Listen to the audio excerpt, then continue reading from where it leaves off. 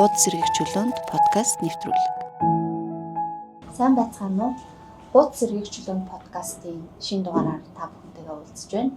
За бид энэ дугаарт болор судар хэвлэлийн газраас эрхлэн гаргаад удаагүй байгаа Английн зохиолч Julian Patrick Barnes-ийн айх зүйл өгөөг намтарчилсан эссе номын талаар ярих гэж байна.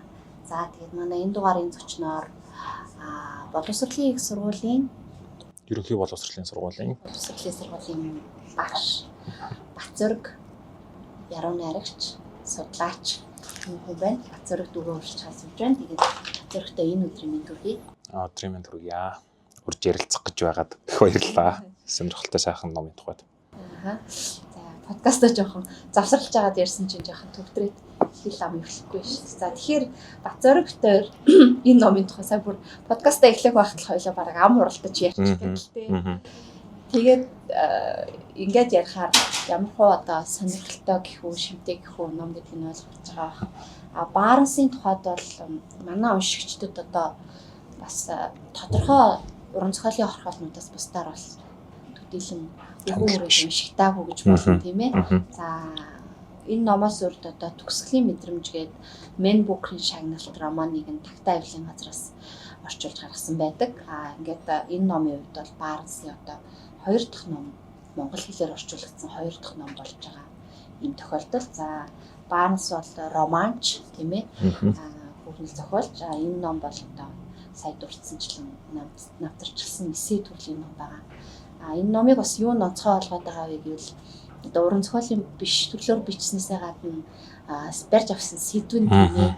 За тэгээ би Бацөргийгоо ном уншсан сэтгэл ч юм уу ер нь энэ номын тухайд одоо анхалж юу ярмаар байна тэрнээс нь хэлүүлж яриулъя гэж бодлоо.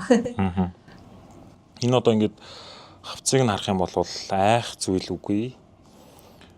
Ингээд энэ бодвол ийм оршуулгын юу бах те оршуулгын чулуун энэ дээр тий одоо үс сургаж байгаа. Тэгээд доотлолт нь үхэлтэй нүүрт болох бай гэж байгаа. Үхэлтэй нүүрт.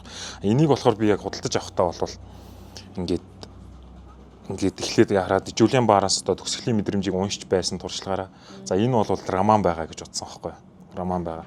Тэгж бодоод өмнөх үгийг нь харсан чинь энэ өмнөх үгийг нь гүйлгээд харсан намтарчилсан эссе гэж байгаа байхгүй. Тэгээд энэний өмнө гарсан одоо яг энэ цувралаар гарсан Салмаар Руштигийн хутга за бас Стивен Кингийн одоо Тагтаа авилын газраас хэвлсэн эрхлэн гаргасан Стивен Кингийн бичгүүн тухай гэдэг номнууд миний сонирхлыг маш их татсан байхгүй. Тэгээд яг тэрнтэй адилхан уур амьсгалын ном юм байна гэж ойлгоод энийг ингээ худалдаж аваад уншваа. Тэгсэн энэ арталт нь бас нэг юм үг байгаа юм л да. Яруу мөртлөө хөгжилтэй ямагт тархинд бөмбөг тесэлдэг ном гэж байгаа байхгүй. Тэгсэн чинь энэ одоо амар сүртэй тодорхойлттой гэж бодоод бас тэгээд ингээд уншсан чинь нэрэ жинкнээс энд ингээд амар дарк сэдв уншиж байгаа юм байх гэж бодсон чинь маш хөгжилтэй амар тийм. Гэхдээ нөгөө дарк сэдв нь байгаа. Тэгтэл хөгжилтэй яваад байдаг. Бас энэ бөмбөг тесэлдэг гэдэг нь болохоор тэр дотор энэ дотор чинь одоо тий уран зохиол, урлаг, хөгжим, философи, сэтгэл судлал, түүх бүр ингээд антрополог одоо хүний одоо яг тийм нийгмийн ухааны талын бараг бүхий сэдвийг ингээд хамарч оруулдаг. Тэгээд асар өргөн цар хүрээтэй далайцтай юм ном байж таарж байгаа. Тэгээд ингээ уншиж байхад ерөөхдөө бол ингээд хуудас алгасах тусамд ингээд өмнөх юм мартахгүй бол хүн ингээд толгой дотроо жинкнээсээ тесэрж байгаа байхгүй тий. Тиймэрхүү маягтай. Тэгээ ингээ уншсан чинь эхнийх нь хэсэг нь бол ингээд энэ бас өмнөх үгдэр хэлсэн байгаа. Ном эхлэхдээ бол би бурханд итгэдэггүй ч бурхныг үгүйлдэг гэж эхэлж байгаа байхгүй. Тэгээд энэ нь бол их тийм сонирхолтой эхлэлтэй нэг Толстойгийн Анна Каренина хамгийн гоё эхлэлтэй гэдэг шиг тийм гоё эхлэл байгаа даа. За ингээ уншаа явсан чинь энд нэг Английн нэг гэр бүл байна. Гэр бүл байна. Тэгсэн тэр нь болохоор аав ээж хоёр нь хоёулаа багш, хоёр хүүтэй. Хоёр хүүгийнх нь баг нь болохоор Julian Barnes маань нэр өөрөө байж байгаа. Ах нь болохоор Jonathan Barnes гэдэг нөхөр. Тэгсэн тэнд болохоор ингээд ээжийнх нь аав ээж хоёр нь бас байх шиг байна. Байх шиг. Хамгийн ихэн танилцуулж байгаа хоёр хүн нь болохоор тэр өвөө эмээ хоёр нь байгаа байхгүй. Тэгсэн өвөө нь болохоор ингээд яг Давид хоёр шиг ингээд өвөө эмээ хоёр нь ингээд бөөдөн дээр зэрэгцээ сууж идэг. Тэгэнгүүтээ ингээд тэр хоёр ингээд сонин гарчгалдаг гэж байгаа байхгүй. Сонин гарчглаад ингээд харангуудаа энд өвөө нь болохоор эсрэг Тийм. Өвөө нь болохоор капиталист үзэлтэй. Тэнгүүтээ мань нөхөр өдрийн шуудан гэдэг сонио харангуйта коммунистууд шудраг үнэнд ямагт аюул учруулж байгаа хорвоо ертөнцийн талаар уншингаа толгойс ихсэрдэг гэж. Тэгсэн чи яг хажуудалд нь имэн арай нэг эмхтэйлэг гоё тийм бамбардуу буудан дээр сууж ирсэн аа. Улаан буланд гэж байгаа. Тэгсний өдөр тутмын ажилчин гэдэг сониноос капиталистууд болоод империалистууд яаж дэлхийн одоо шудраг үнэнд аюул учруулж хорвоог сүрүүлж байгаа тухай уушаад бас толгойс ихсрээд байж байгаа гэж байгаа. Тэнгүүт энэ хоёр нь ингээд те гэр дотроо ингээ хоёр лагерт байгаа гэсэн. Чи яг энэ 2 дугаар дайны дараах те яг нэг 50 гаруй оны үеийн ингээд байдал өвөө эмээ хоёрын ингээд байдал байж байгаа байхгүй. Тэгээ ингээ харсан чинь цаашаага явлаа. Тэгсэн аав ээж хоёр нь гараад ирж байгаа. Тэгсэн чинь аав болохоор ингээд либерал гэж байгаа. Либерал ингээд юу ч болж исэн ингээ баг юм болгоныг хүлээн зөвшөөрж байгаа юм шиг ингээд аавыгаа болохоор нэлийн тийм ийэлдэг юм шиг бичдэг Жулиан Барнс. Тэгэнгүүт ээж нь гараад ирэнгүүтээ болохоор ээжийн амнаас гарах үгс ер нь л тодорхой бодлоо тулгсан аястан дээр өөрийнхөөс нь өөр үзэл бодлыг шуудхан яцаана гэж. Тэгэд энэ бас энийг уншаад сүүл рүү нилээн явж итэл ээж нь болвол тэр дотор нь одоо эрэгтэй хүн ямарч байр сууриа ингээд тунхаглах боломжгүй ер нь тийм байр суурь байхгүй шахуу гэр бүл дотор ингээд тэгсэн мөртлөө 3 эрэгтэй гишүүнтэй тим гэр бүл дотор ганцаараа байж байгаа эмэгтэй гэдэг ямар байдаг вэ энэ төр гэд. Ер нь ингэнгүүтээ өвөө эмээ хоёр юм, аав ээж хоёр нэг юм. Тэгэнгүүт тэр хоёроос хоёр төрж байгаа хоёр хүүн бас ингээд хоёр өөр юм шиг ийм болоод тэгэнгүүт яг ийм зохиолынхоо эхний нэг номынхоо зохиол биш юм хүмүүсээ. Номынхоо эхний нэг за ер нь нэг 100 орчим дээр бол ингээд гэр бүлийнхээ тухайд бага насныхаа тухайд нэлээд явж байгаа байхгүй. Тэгэнгүүт ерөнхийдөө бол энэ ном руу уншигч болол нэлээд их тийм гүнзгий ороод би одоо өөрийгөө хэлж байгаа тийм. Гүнзгий ороод ерөнхийдөө цаашаа унших гэдэг сэтэл гараад ирж байгаа. Тэгээд энийгээ болвол сая зүгээр ярьж чадахгүй ингээд инээ төрөөд байгаа байхгүй. Байнгын нэг юм уран ёж гэтээ нэг цааталтаа бас өөрийгөө тэгж хэлсэн байхгүй. Бараан одоо ёжлол ингээд надад ингээд байглаас ингээд заяасан. Яг нэг тийм бараан ёжлол цааталт нь арай өөр энэ ярьж байгаагаас нь өөр өнгө аяс байгаа юм шиг тийм бараан ёжлолоор ингээд чимж ингэж яваад байгаа нь яг энэ арталтаа байгаа яруу мөртлөө хөгжилтэй гэдэг дээр ингээд очиж байгаа юм шиг санагдаа тэгээд цааш нь уншиж байгаа байхгүй. Надад болохоор бас тийм нэг эхлэлийн ингээд уншаал гэсэн чинь юу нэг тийм эхлэлээ хүүрнэж эхэлдэг кинонууд байдаг шүү дээ. Буучин дурсамжаа хүүрнээд ингээд эхэлдэг тийм яг өрний нэг кино болж байгаа юм шиг л юусэн нүдэнд харагдтал. Тэгэл өө юм хоёроо одоо нэг боксинг нэг улаан цэнтрэг улаан ногоо юм болсон тийм. Тэгэл өөр яг тийм киноны эхлэл үзэж байгаа юм шиг тийм. Тэр нь Барсын яг хүүрнэлчийн юм болж байгаа юм да зохиол шиг тийм. Тэгсэн мөртлөө амьдралынхаа тухай өгүүлээд байгаа. Тэгээ яг тийж эхэлжсэн нь явах тусмаа харин илүү эргцүүл гэж ороод бичлэг нэг тийм бичлэг нь илүү гоё. Миний хувьд нөгөө одоо Барнсын Монголд орчуулагдсан 2 номыг тохиолдлоор ч юу одоо юугаар ч юм ерөөлөөр ч юм уу хоёулангийн нэг редакторлаж таарч байгаа байхгүй юу. Төгсгөлийн мэдрэмжийг би бас анх уншаал надад тэр нөгөө редактор хүн болохоор ч юм уу би чинь хэлний хариулт амар шивдэж уншдаг. Тэнгуут яг одоо нэг яг миний зохиолч мөн байна гэж танигддаг ш. Зохиолч тийм л уншингууд. Тэнгуут яг Барнс яг миний тэр зохиолч байсан байхгүй юу. Тэгсэн чинь энийг уншаад бүр нөгөө яг ажилласаа илүү бараг нөгөө зохиолчийнхаа юунд ингээд ороод бүр ингээд шивтээ баг баясаад байгаа юм шүү дээ. Уушх болгондоо цаашлах тулсан амар баярлаад гэх юм. Барнсын нэг тийм гоё юм хүүрнэлтэй тийм одоо яг чиний хэлж байгаа шиг одоо тэр намтраа ичээд байгаа мөртлөө бишээ бодит амьдрал ичээд байгаа мөртлөө зохиол мэдтэй. Тэнгуутаа яг нөгөө эмзэглэл нь яг инээдэн болоод юмсын юм зааг ялгааг нь мэддэхгүй болтол нь ингэж гоё болж чаддаг айхтар тийм хамгийн дөрөнд бол бичлэг нь ингээл шууд хорхоос болол яг тэгэл авч үзчихсэн. Тэнгуут сэдвэн тэгэл яг л өвлийн сэдвээ тойрол бас л нарийн чиглэж ирэндээ тийм. Тэрэн дээр ингээд яг ийм амьдрал дундаа ингээд нэг сонин ийм зөрчилтэй юм шиг ийм ахуй орчин дундаас тэр үхэл болоод бурхан гэдэг хоёр сэдв багаас нь өөрийг нь амар татчих эхэлж байгаа байхгүй. Тэгсэн чинь мань хүн бол өөрийгөө одоо агностик үзэлтэй гэдэг байгаа байхгүй тий. Тэр нь болохоор одоо энд одоо бурхны оршихуй одоо байх боломжгүй гэж үзэх ийм үзэлтэй. Аав нь бас агностик гэдэг байгаа байхгүй. Агностик. Тэгэхэнгүүт ээж нь болохоор одоо бурхангүй үзэлтэй, атеист үзэлтэй гэдэг байгаа байхгүй тий. Тэгвэл ах нь бас атеист үзэлтэй гэдэг. Ах нь бас атеист үзэлтэй. Тэгэнгүүт яг энийг ярьж байгаа тэр бурхан гэдэг ойлголтоор ярьж байгаа тэр шашинд бол бурхантай бол үхэл яалтчгүй ингээд маш холбоотой байгаа байхгүй тий. Бурхантай үхэл маш холбоотой. Тэгэнгүүт бурхан энэ үхлийг чинь зохицуулт юм бол би бурхан гэж байхгүй гэж боддог. Нөгөө талд бурхан ерөөсөө ингээд угаасаа үл итгэх ингээд аль аль нь л ингээд ямар ч байсан бурханыг бол няцаах үзэл байгаа гэдэг. Тэгэнгүүт нөгөө яаж үхэх вэ гэдэг асуулт гарсан шиг санагдаад байгаа байхгүй надад. Нэг тиймэрхүү маягтай. Тэгээ явж ангуудаа хамгийн анх ингээд хөвгүүдийн сургуульд ингээд ороод явж байхдаа энэ бурхны тухайх ойлголт нь их хүчтэй орж ирж байгаа шүү. Бурхны тухайх ойлголт нь. Бурхан одоо ингээд бидний бүх амьдрал асуудлыг ингээд шийддэг, зөв бурууг ингээд ялгадаг ийм болвол тэгвэл би одоо ингээд тэнэг жишээн дээр л ярьж байгаа юм л да. Би одоо ингээд жоохон юм гажуу буруу үйлдэл хийхээр одоо яах вэ гэж ингээд бодож байгаа байхгүй. Тэгсэн чинь үеийнх нэг хүүхэд орж ирэнгүүтээ нийт шиг үзлийг хэлж өгч байгаа.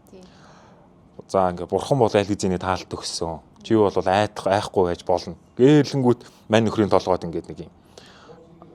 Чи даассан юм шүү.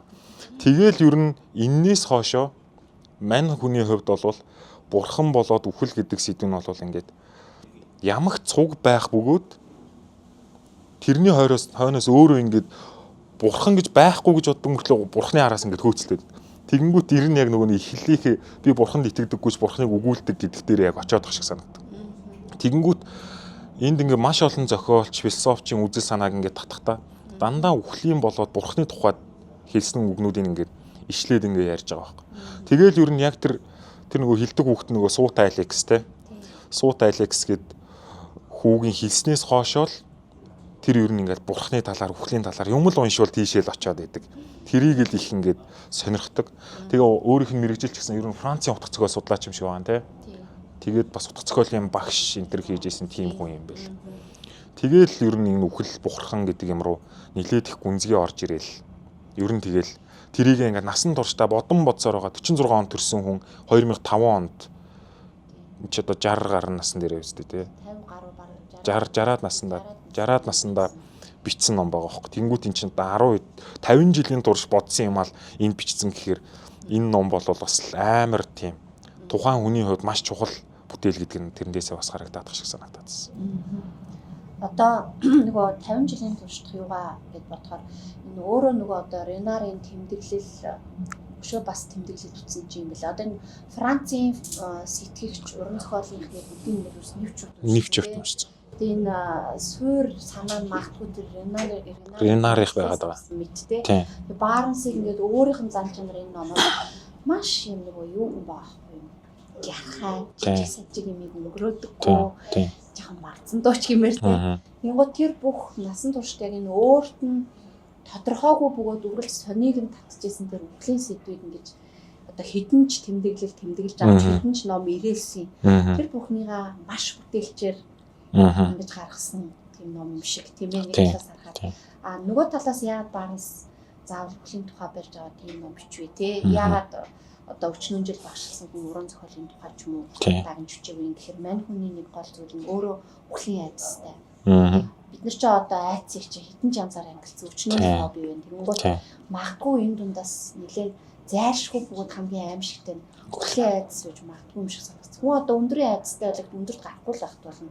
Гэтэл үхэлтэй бид нар угаасаа л тулгарна гэхээр маш юм юу айдас байгаа юм л та. Тэнгүүт Барнс өөрөө ч тэрийг нуулгүй бичсэн. Би одоо ингээд дэрэнүүдэл үгүй гэж хөлөрч сэрэл гэв. Тэгэхээр тэр үхлийн би бүр тэрийг уншаад надад ингээд гинт сонир санагдчихсан шин.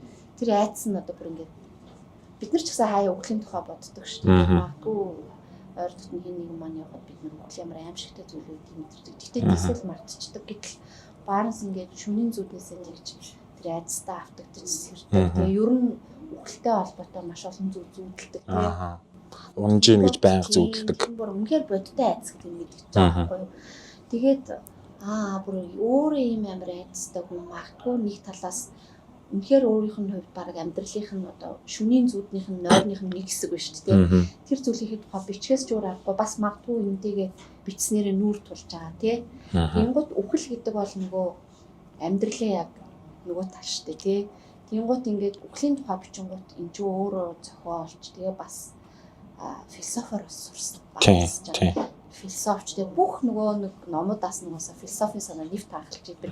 Тийм зохиолч болохоор яалтчгүй үхлийн эсрэг талын дээр амьдралыг яг толин тусгал шиг бүр ингээд өөрийнхөө бүх бичгээс аргагүй болсон юм байна тий. Тийм болохоор энэ ном үнэхээр юм баялаг болжээ гэж бас бодогдчихсэн. Үхлийн айдастай зохиолчдыг энэ бүгдийг хамцсан. Бүр уншаагаад ингээд ишлээд миний номын бүтцийн тухайд яг би нэг товчхон дурдчихвол Барнс өөрийнхөө өвөө эмээгээс ахуулаа тий аав ээж одоо өөрийнхөө ах цаашаад ах нь хоёр охинтой тий тэг нөгөө гэр бүлээ дандаа ингээд хоёр үрчиж явсан юм прогресс харагддаг гэсэн байдаг. Тэг энэ хоёр гишүүн бүхий гэр бүлийн тухай хоёроор нэмэгдээ явж байгаа гэр бүлийн тэр юун дээр суурин дээр өөрийнхөө өвлийн айдсаар дэвсгэрлэн тий Францын голдуу тийм ээ зохиолч сэтгэгчдийн үзэл бодлоор ингэж тэмдэглэл ишл одоо хэлсэн үг зохиолын хэсэг юу гэдгийг ишлэлүүдийг бас ингэж сүлэнгуудаа давхар өөрөөр хэрэгцүүлэлийг ингэж явуулсан.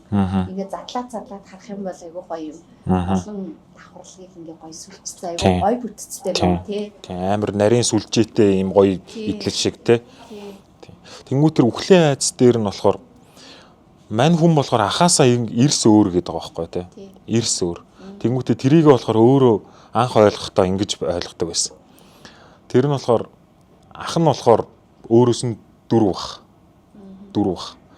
Тэгсэн чинь ахыгаа ингээд хөлд ороод хилд орсон байхад мань хүн төрж байгаа шүү дээ тий. Тэгэнгүүт ах нь болохоор ингээд Жюлиан Барнсыг ухаан орохт нь бол ингээд бүр аль хизээний юм дог нөхөр болсон байсан гэж байгаа байхгүй. Ээж мэж нь ингээд ууралж мууралж ин гэж тэрийг анзаарах юм бол шууд ингээд цаймаа барайл гүүж мүүдэг. Тэгэнгүүтээ ингээ хаа нэг жоох ингээд бие ингээд барьж чадахгүй эвгүүтээд одоо ингээ хөнгөрч хүндэрх юм бол тэрийг ингээ эвтэйхэн одоо ингээд нууж муудаг. Нэг удаа тэгээ хүндэрсэн байхад нь ээж нь очиод ингээ заагансан чинь чи одоо өдий том болчиход яаж байгаа юм бэ гэсэн чинь нөгөө чинь шууд нөгөө баасаа твчдэг болсон юм тэргээл тэгэнгүүтээ би бол энэс шал өөр байсан.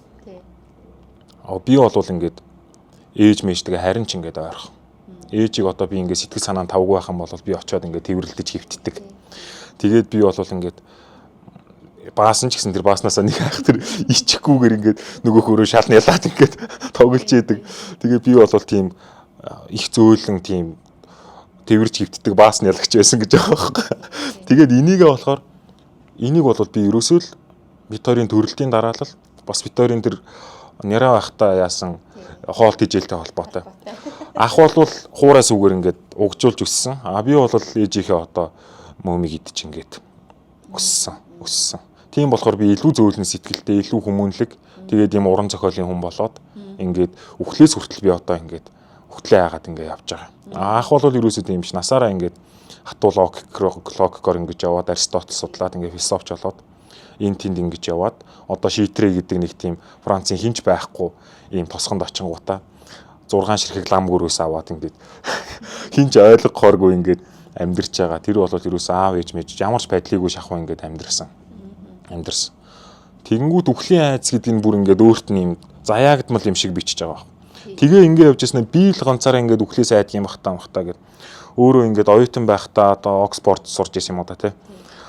Оксфорд сурж байхдаа ингээд бас юм оюутнуудын юм дугуулангаар ингээд яваад найз нөхдөйгөө ярьж марахад тэднэр нь болохоор амар юм орчин үеийн юм илүү ухааны юм ярьдаг. Тэгтэл Барнс өөр байгаад байдаг. Тэгсэн чинь нэг найзтайгаа уулзсан байгаа байхгүй. Тэрийгээ болохоор гээ гэж хэлж байгаа. Тэгсэн чинь гээг харсан чинь тэр хүн болохоор өөрийнхөө үхлийн айцыг гайгүй гэж бодох одоо Жюлиан Барнс өөрийнхөө үхлийн айцыг гайгүй гэж бодох ганц шалтгаан нь тэр гээ байгаа байхгүй тий. Гээ дээр очиод тэр үхлийн айцын тухай яриулахаар бүр амар юм ярьдаг тий. Би одоо ингээл яг үхлийн тухай ингээл тэр чинь бүр 4 настай байхдаа үхлийн айцаа тэгж амар мэдэрсэн гэж байгаа байхгүй. Тэгэл 4 настайгаас хойш өөрт нь ямар ч бага нас байхгүй болол ингээл дандаа ингээл би одоо үхүүл яана гэдэг юм айцтай болцсон. Тэгэл ингээл зүгээр ингээл юм ярьж идэж ууд сууж байгаа л гинтхэн одоо над дээр үхэл зайлшгүй хурж ирнэ гэдгийг мэдгэл хамгийн ёрын гэж байгаа байхгүй. Тим юм яриад тэгсэн чинь нөгөө гээг одоо ингээд авралгүй харанхуу дотор байгаа хүн гэж бодсон чинь гээд бас нэг тийм дээдлийнх нь аксын шат байж байгаа байхгүй. Аксын шат байж байгаа. Тэр нь болохоор одоо Рахманиновын одоо тэм дурдхлыг уншаад гээ болол бүр ингээд бас өөртөө нэг юм ямар ч байсан би ганцаараа юм амар биш гэдэг юм аа болоод Рахманинов бүр амар үхлийн айцтай бүх юмаа ингээд үхэл рүү хандуулж ингэж бичсэн ийм хүн байж исэн гэж байгаа байхгүй. Тэгээд энэ үхлийн айцыгаа уншигчид танилцуулж байгаа энэ арга барил нь аягүй гоё байхгүй. Төрснийхөө одоо дараах ингээд байдлыг ингээд харуулад би ийм одоо ухраас нөгөөдөгтөө ингээд ямар нэгэн байдлаар ингээд гоё юм шалтгаан оноогоод нөгөө ерөөс ингээд гинтхэн л би үхлийн айцтай болчоогүй маа. Тэгээд ингээд яасан чинь тэнд надад одоо нэг тим хүн байсан. Тэрэнд одоо дахиад цаана Рахманинов байсан. Тэгээ ингээд бодохоор бол би ямар ч байсан ингээд үхлийн айцтай байх нь тийм ч амар хэрэг биш байгаа үстэй уншигчаа. Ингээд нэг иймэрхүү маягаар ингээд уншигчтай хандж бичдэг. Тэгээ энэ дээр ер нь бас нэг тийм ер нь энэ номын турш нэг юм яалтчгүй таны хэлсэнчлэн энэ Жулиан Барнсын болвол тэр хүүрнэх ур чадвар нь бол үнэхээр гоё харагдаж байгаа юм л та. Хамгийн урталт байж исэн юмыг 200-300 хуудас алгасаал яг артал дээр нь ингээл те. Одоо энийг жишээлээд хэлэх юм бол ингээд юу гэмтэй одоо ингээл бөө нэг газар яасан. Тийм, заавал тас хийх ёстой гэдэг шиг л яг л тэрэн шиг. Бүр ингээ мартганцсан байж итл гинтл сэр хитл нөгөөтг нь ингээл орж ирдэг. Тэгэл тэр нь бол үнэхээр бас тийм ер нь ур чадварын хувьд ч гэсэн амар том. Тэгээ санаагаа бас илэрхийлж байгаа арга нь нөгөө хүнийг ингээд уншигчийг залхаахгүй байх. Тэгээд уншигчийг сэдврүүгээ ингээд алгуурхан оруулж ирэхтэй. Гинтгэн пал хитлэн үхэл гүтэн чинь одоо би нөгөө нэг номын хавцарангуудаа ёо булчны чулуун молоо гэд ингээд байж исэн хүний чинь айгүй амархан бүр нөгөөдгий чинь уншиж байхдаа инээж ханаагаа тажуугаар нөгөө баас мас нялагч гэдэг тийм нэг сарниулах юмуд байгаад байгаа байхгүй. Магадгүй хүмүүс үхэлтэй нүгэр тулахгүй гэж ингээд энэ булчны чулуун молоо туршсан ном хараад Монгол хүмүүс ч одоо цээрч тэгээ одоо юмыг бэлгшээд энэчтэй ямар муу ёр юм бэ гэж бодож болцсохгүй гэтэл энэ чинь бидний амьдралтаас ашгүй явж идэг сэдв бид хизээч хинч үхлийг тойрохгүй тий. Тэнгууд энэ хүн үхлийн тухай бичиж бүхэл бүтэн ийм зузаан романы дайтай бичгтээ тэрийг хамгийн гоё юм маш юм хөнгөн өгөөч тий тийм бүр юм хоржоонтой өгөөхөр бичсэн учраас бүр ингээд зарим хэсгнэр бүр тас хийвтэл имэж бүр уншин заяа. Тэгээд тэр нь бас одоо бид нар ч гэсэн тэгж ярьдэн шүү дээ. Угаасаа юм юу илүү хүн нөгөө хурц ухаантай тусмал хошигнох чадвар өндөртэй байдаг гэдгийг л бас яг харуулж байгаа юм л да тий. Тэгээд энэ номын бас нэг онцлог яг ийм байхгүй юу? Амьдрал, үхэл, хар, цагаан одоо тий жаргал, зовлон гэдэг шиг эдний гэр бүлчгсэн өвөө, эмээ, аав, ээж одоо огт бурхангүй үзэлтэн тий арай одоо юу гэдгийг бүх юмыг зөвшөөрдөг тий тийм үзэлтэн эрс хатуу юм прагматик байр суурьтай хүн эсвэл илүү эмзэг зөвлөм бөгөөд идеалист тий тэгэнгუთ ахын ингээд ер нь бүх юмний юм юу бичээд тэгэнгуთ эмзэглэл одоо бид нар ярьдаг штэ инэдмийн жүжиг яагаад ингээд чухал юм гэхээр инэдмийн цаана нөгөө эмзэглэл байдаг. Тэрийг ч гэсэн яг энд өгөөдөд байгаа зүйлээрээ амьдралын тэр одоо гарцаагүй зүйлийг бас өгөөдөд ахших юм л да тий. Ингээ яг юм хоёр юмыг ингэсэн надаас аягүй гоё. Айгу уран гэх юм да гоё санагдаад нэг ном уншихаар нэг хүмүүст ингээд дуртай номоо ч юм уу уншихаар нэг уншиж чинь ч юм гоё бах төрдөг. Яг тэрийг айгу юу яаж өгч. Тэгээ бас дээр нь өөрийнхөө үзэл санаагаар олон тэр Францын тэр олон сэтгэгчийн үзэл санааг нааш нь авчирч сэрэж өөрийнхөө аюутаа сүлхийнхээ хажуугаар одоо нэг зохиол уншлаа гэхэд бид нэр тухайн зохиолчийн бичсэн дээр магадгүй бидний өөрсдийн бодол санаа ороод нэг юм хоёр зүйл нүүр тулдаг. Тийм ээ гэтэл энэ ном дээр айгүй олон зүйл ирж нийлэж байгаа юм шиг те. Монтен, Ренар, Жулиан Барнстиг тэгээд би тэгээ би эндээс магадгүй шал өөр юм бодох ч гэдэг юм уу те. Тэгээ Барнсын бас нэг амар гоё юм. Хүн шууд үзэл бодлоо ингээд тулахаас дандаа зайлсхийд юм шиг. Өөрийнхөө үзэл бодлыг ангуудаа энэ номд айгүйх ийм дугуй хаалт таарлтан тий. Тэрэнд ингээд нэг юм дэвшүүлэнгүүтээ дахиад өөрөөр бодож болох. Тийм боломж гаргана. Дандаа өгнө. Тэр нь бүр айгүй сонин. Тийм. Ерөөсөө юм чин тийм штэ гарцгүй баттай юм гэж ерөөсөө байхгүй тий. Тэнгуут яг тэрийг дандаа үлдээж байгаа байхгүй айгуу гоё. Тэр нь бүр заримдаа баг ингээд бүтэн параграф шахуу ингэ явна. Тэр ингээд давхар надад хувилбар өгчтэй уншигчаа бүр ингээд татаад оруулцдаг.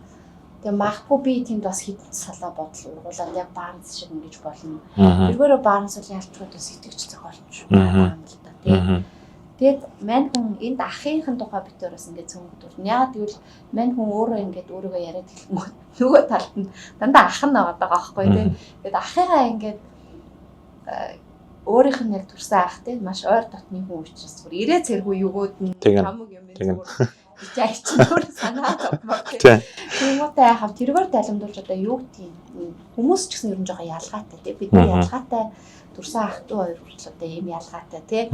Магадгүй би амьдралыг бас ийм ялгаатай байх гэж харуулдаг юм шиг. Тэмүүт юу гэхээр уран зохиол болоод бас цааш нь ухаа бодохоор надаас тийм санагдсан гэдэг. Уран зохиол болоод урлаг уран зохиол бол илүү одоо юу гэдгийг хэрэв бурхан ч юм уу Барнс тэр өгүүлээд байгаа бурхан байвал тэр нэг урлаг уран зохиол хүний мэдрэмж хүний зүрх сэтгэл ийшээ чиглэсэн нэг юм бурхан тий. Гэтэл зарим хүмүүсийн бурхан магадгүй илүү прагматик одоо нөгөө илүү ямар нэг дараагийн шатны амьдралыг төсөөлөхөд өөртөө хэрэгтэй юмыг бодож эсвэл өчүүхэн найдвар авахт нь хэрэгтэй нэг юм жоох юм муухагаар хэлээд нэг жоох өөрийнхөө хэрэгцээн дээр суурьсныг арай өөр бурхан тий.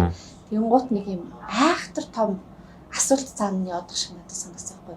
Ахаараа л яж илтснээс шивш ингээд философичд яг философтож чаддгүй ч гэж байна. Индонез хүн яг индонез хүн мөнөөч цаагаараа юм айгуу тийм юу асуулт асууад байх шиг нэг тийм санаа сэтгэл төрөөс номыг уншихад маш том асуултыг бас тавиад байх шиг байгаа юм тий. Магадгүй өөрөө өөрсдөөсөө бид нарыг асууч гэдэг байгаа юм уу тий. Тиймэрхүү. Тэрэн дээр нөгөө нэг хүмүүс яг энэ дээр ярьж байгаа бурхны тухайд хүмүүс ингээд өөртөө л зөвхөн хэрэгцээнийхээ үүднээс одоо бурхныг ингээд бурханд итгэдэг гэдэг дээр нэг жишээ байгаа штэ тий.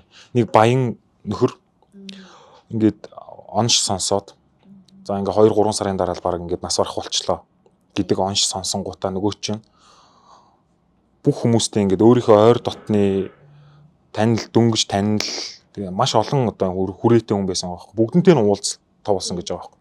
Зарим хүн дээр очингуудаа зүгээр за би чамаас зүгээр ингээд энэ саллаа гэж ингэж хэлэх гэсэн юм аа. Одоо ингээд бүх юм одоо чамтай дахиж ямар ч яриа байхгүй гэж хэлэх гэсэн юм аа. Гэсэн чинь нөгөө хүн ингээд цочролт ороод яаж байгаа юм бэ гэж зүгээр л би чамд ингэж хэлэх гэж ирсэн гингүүтээ цаашаа явчихдаг. Тэргээ тий. Тэнгүүтээ тэр хүн үхэлтэй ингээд яг нүүр тулангуудаа бурханд ингээд итгэж бурхан залбирч эхэлсэн гэж байгаа байхгүй. Тэр нь болохоор ингээд надад дахиад амь нас ингээд амь насыг минь ингээд уртсгаж өгөөч, цаг хугацаа надад ингээд өгөөч гэж ихэлсэн. Тэгэнгүүтээ нөгөө хүн бас хүмүүстэй харилцаа нь хүртэл бас тийм яг бурхан танддаг шигэ байсан байгаа байхгүй. Бурхан танддаг шигэ. Тэгэнгүүт Барнс болохоор энийг маш шүүмжлэлтэй хандаад байгаа байхгүй. Тиймэрхүү хүмүүст. Бурхан гэдэг чинь одоо ингээд яг юу вэ гэж нөгөө хүмүүсээс ингээд очиод асуух юм бол нөгөө хүмүүс баг ингээд хариулт байхгүй. Тэрэн дээр бас энэ дээр нөгөө нэг ахаасаа номын эхлэлийн үгээ асууж байгаа байхгүй. Би итгэдэггүй ч бурхныг цаг ямагт өгүүлдэг гэж нэг хүн хэлжээ. Ахаа энийг та хоёр нь юу гэж бодож байна гэж ах нь жоохон ярваажээс өрөвдөлтэй юм гэж байгаа байхгүй.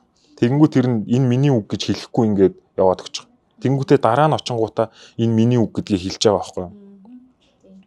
Тэгсэн чинь нөгөө хүн чинь нилээд хойно яагаад өрөвдөлтэй гэж хэлсэн бэ гэдээ ингээ асуусан чинь үүнийг чухам юу гэж хүлээж авахаа мэдэхгүй байгаагаа хүлээн зөвшөөрөв. Юу ч гэмээр юм би бурхад байдагт итгэдэггүй. Гэхдээ байдаг байсан ч болоосоо гэж хүсэж байна. Гисэн утгаар ойлгож болох юм. Ингэж хэлсэн хүнийг ойлгож байна л да. Гэхдээ бурхад гэдгийн оронд л усын дагны эсвэл шидэт луу гэд хэлээд үзтээ. Харин миний хувьд бүх юм байгаагаараа л хангалттай гэж байна шүү.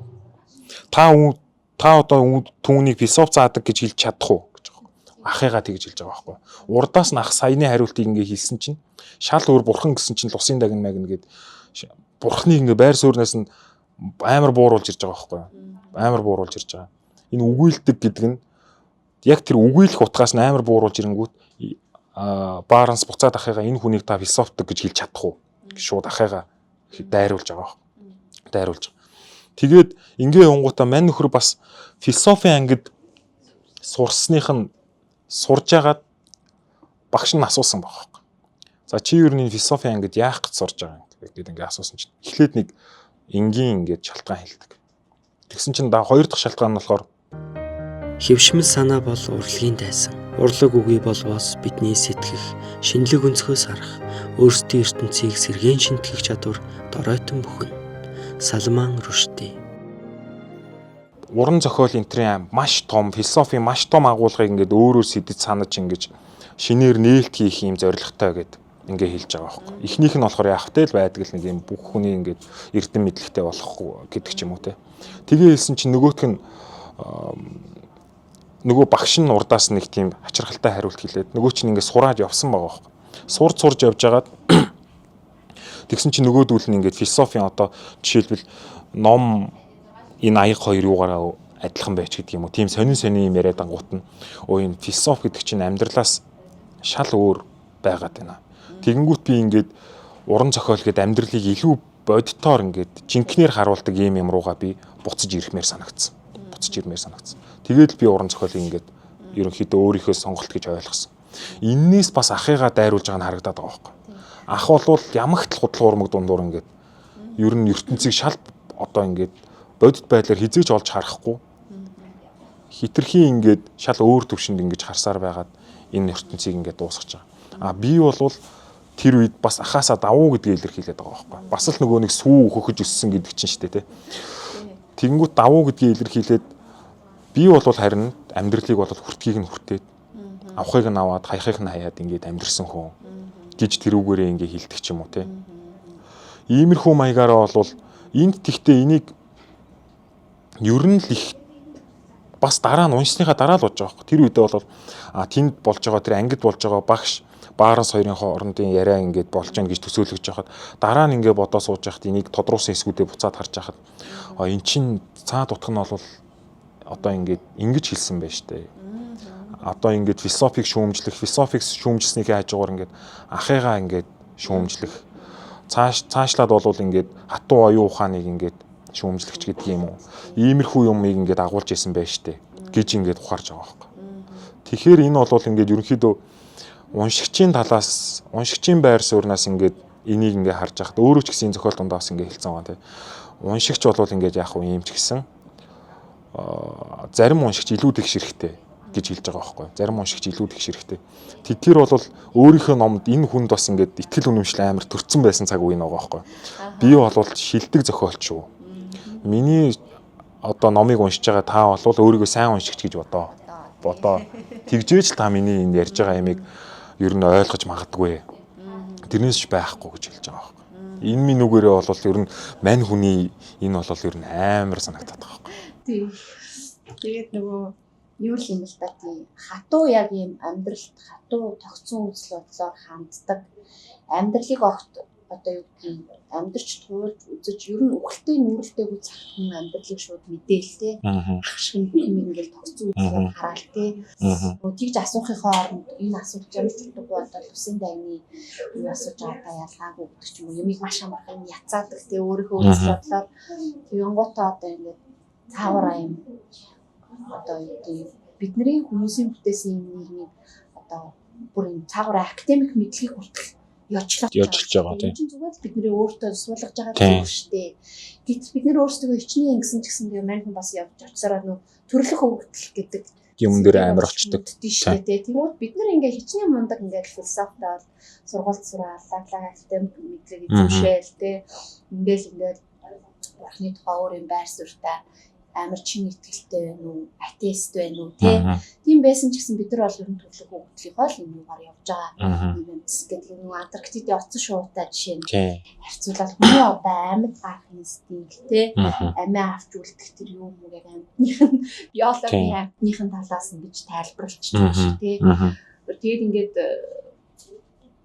айгуу гоё л да бид нарт нэг энэ амьдралын тэр юг маш олон талаас нь хэрэгцүүлэх нэг удаа ч гэсэн зогсоо за өөрийнхөө итгэл үнэмшлийг ингээд хэрэгцүүлж үзмээр тий. Баггүй өнөөдөр хин нэг хүн нэг юмд бүрс амар итгэсэн ингээд явчихсан чинь нэрээ тэр маань яг итгэж болно л доо өөртөө итгэх гоё те. Тэгтэл яг юу хэлээ гэдэг тэр асуултыг тавиад байгаа. Тэгээд магадгүй философч хүмүүс хэрвээ сэтгэгч юм бол хүмүүс ийм асуултыг тавьж байгаа те. Амьдралдаа илүү нүүрэлдүүлэх ёстой гэж дарс үздэг шүү. Тэнгүүд энэ сургууль олон шатны боловсролын юугаар гарч ирж байгаа хүмүүс болохоор философч мэрэгчлээ ирнэл тис хүндлэн те. Ийм өөр амьдралаас хол хүндий юм байна шүүмжлэх. Тэнгүүд эсрэг талд нь түүний эсрэг талд урлаг гоо зүг гэдэг. Өөрөө эстетик гэдэг. Эстетик хүн гэдэг. Ямар сандаа нэг Оксфордод очичоод нөгөө завар зугаалах гэсэн ч юм уу дараа би эстетик хүн тэнэгдсэн амар хөө. Тэгээд энийг эсрэг талд нь тавиад те магадгүй бидний одоо ийм илүү үнэтэй те илүү эргцүүлэх талбар энд байгаа те урлагийг ч гэсэн бид нар ингээд таашаахтаа ялангуяа өрөнд чинь нөгөө шашны урлаг гэдэг шашин бүх урлаг нь өрний бүх уран зохиолыг уншихаар библи рүү очиж шгэл бүх дүрслэг урлаг бүх гой сүм бүх гой баримлын цаана одоо бас л шашны авдлага байдаг. Тэг ингээд бас ахаад урлаг руу орсон чинь урлаг шашин хоёрыг салах болоод ингээд манифест явж өгөн тий. Наад дээр чинь хоёр юм ярмаар санагдлаа. Оцсон шувууны тухай. Тэгэнгүүт тэрийг ингээд National Geographic-аар ингээд гаргахтаа оцсон шууг болохоор амар хайпи ингээд насан туршдаа яг л ингээд яг л хүний хүсдэг тэр амьдралаар ингээд амьдрдаг нэг одоо хостой тэгэл үр хөвгтэй ингээд амар хэцүү дундуур ингээд яадаг амар тийм игдүүтэй дүр төрхтэй мөрхтэй гэл ингээд тэрийг л үзүүлдэг. Гэтэл тэрний цаана яг хүнийг хэлээд байгаа байхгүй нүгээрээ те. Гэтэл тэрний цаана нөгөөдөл чинь Антарктидын тэр мөсөн дээр ингээд явж байгаад өвлийн тэр амар тисгэм хүүтний дунд хоолт хижээлгүй болонгуудаа тэнгис рүү очдөг гэж байгаа. Тэнгис рүү очингуудаа нөгөөдөл чинь ингээд амар итгэлтэй ингээд явж тэнгис дээр очингуудаа ингээд тэнийг юм шиг болчдөг гэж байгаа байхгүй. Энэ тэнд хойлсон те нэг тийм бодлогоширсан яах учраа мэдэхгүй болцсон оцсон шуунууд ингээд амар олон тааралддаг. Тэр нь болохоор тэр тэнгис дотор амьдралж байгаа, үхэлж байгаа. Тэгэнгүүт нөгөө хэд чинь ингээд нилээ хэд хоног тэрүүгээр эргэцэж байж яснаа төвчээргүй залуу зарим нэг нь очингуудаа тэрэн дээр ингээ гөлрөө зогсдог гэж байгаа байхгүй тэнгис рүү мөсөн дээрээс тэр бол амар гүнзгий юм бодцсон зогсож гин гэдэг утга илрээд тэгээд ингээ хараад байж яснаа тэр өөрөө үсэрдэггүй гэж байгаа байхгүй хамгийн амар араас нэг нэрээ түлхдэг гэж байгаа байхгүй энэ минийг бол ингээ бүр хүний тухай хэрвээ ингэж үтсэн бол энэ зохиол амар шүүмжлэлт өртөн шүү дээ шүүмжлэлт өртөн яг хүн нэгнийгээ ингэдэг гэж үчих юм бол маш шүүмжлэлт өртөн. Тэгэхээр энэ хүний бас тэр ур чадвар нь харагдаад. Дараагийнх нь тэр нөгөө нэг шашин урлаг хоёр гэдэг тэр. Тэгэнгүүт энэ дээр нөгөө нэг Бэйлэ билүү? Бэйлэ явж байгаад Италид очоод тийм.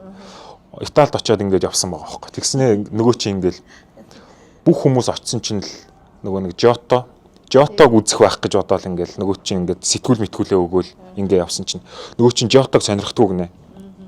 Жотог сонирхгүй. Тэгсэн чинь Жотогийн зургуудыг болохоор бүгднийг ингээ шашныхны үүднээс ингээл тайлбарлаад энэ л манай Италийн бэлэг тэмдэг гээл ингээл үзүүлэх гээдсэн чинь нөгөө чинь тоодог. Тэнгүүтээ шал өөр газар очингуудаа шал өөр сүмд очингуудаа тэр хин гэдэг зураач үлээдэг. Тэр хүний нэг сүмийн адрын одоо фреско харангуудаа нөгөө чинь ингээд бүр ингээд малмайраа таг болоод ингээд тийм тэр чи яг нэг Стендалын синдром болоод те урлагийн юун дээр ингээд яаж цочор хитрхийг үн цочролд авах орох тэгээ бүр ингээд тэгэнгүүтээ дараа нь арай нэг өөр юм бас тэр хүний хийсэн юмыг ингээд тэр нь энгийн л юм байна гэж байгаа байхгүй. Тэрийг үзэнгүүтээ нөгөө чи ингээд зөвхөн урлагийг хараад тэрний хажуудалд ямар ч шашны тайлбар байхгүй.